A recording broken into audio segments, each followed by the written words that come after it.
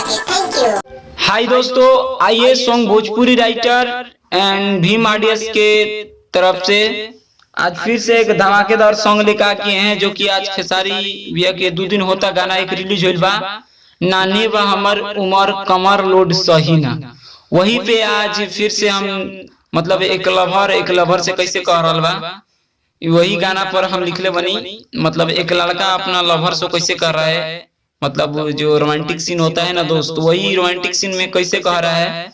मतलब वो लड़की बोले नहीं लॉकडाउन है नहीं हो सकेगा, लेकिन लड़का कैसे बोल रहा है, कैसे देखिए इस गाना के माध्यम से आपको पढ़ के और ट्रैक बता दिए दोस्तों। नान्हे बा उमर कमर लोड सही ना, खेसारी जी का जो नया 2 दिन पहले गाना आया था, उसी गाना पर मैं लिखा हूँ। और देखिए कैसे गाना है। तोहर चढ़ल जवानी फूल झरी मारे दोनों लाइट मर करी पाके बा जवानी सुना हो मोरी रानी। दोबारा हमसे ऐसे ना मुंह तू फेरना, मिलल बा बढ़िया ऑफर लभर चुमा दे दाना।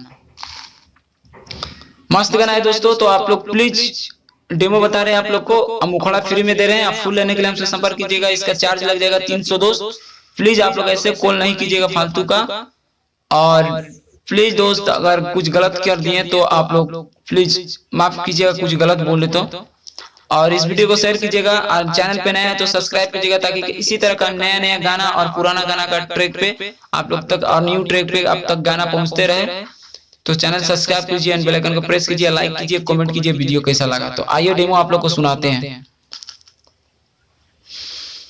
तोहर चढ़ल जवानी फूल झारी हमारे दोनों लाइट मर करी। दोबारा देखिए। तोहर चढ़ल जवानी फूल झारी मारे दोनों लाइट मर करी पाके बा जवानी सुना हो मोरी रानी, पाके बा जवानी सुना हो मोरी रानी। हमसे ऐसे ना मुंह तू फेरना, मिलल बा बढ़िया ऑफर लभर चुमा दई दाना।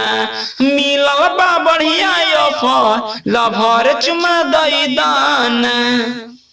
दोस्तों आसान आप पूरा विश्वास करते हैं कि आप लोग को ये गाना पसंद आएगा। दोस्तों मेरा गला फंस गया है, फिर भी आप लोग के लिए वीडियो बना रहे हैं, तो आप लोग जरूर इस वीडियो को शेयर कीजिएगा और फुल गाना लेने के लिए हमसे संपर्क कीजिएगा। इसका 300 चार्ज लग जाएगा दोस्त।